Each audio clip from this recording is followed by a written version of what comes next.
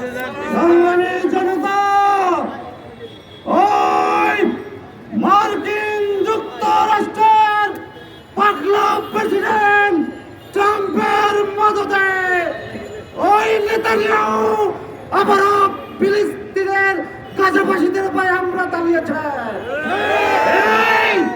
এই গণহত্যার তীব্র নিন্দা এবং প্রতিবাদ জানাচ্ছি। অবিলম্বে গাজায় ইসরায়েলের পরপর হামলা বন্ধ করতে হবে।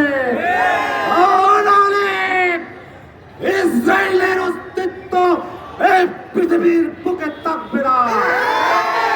একই সাথে মার্কিন যুক্তরাষ্ট্র যারা মদত দিচ্ছে ইসরায়েলকে, ওই মার্কিন যুক্তরাষ্ট্রের স্বার্থে আঘাত আনা হবে।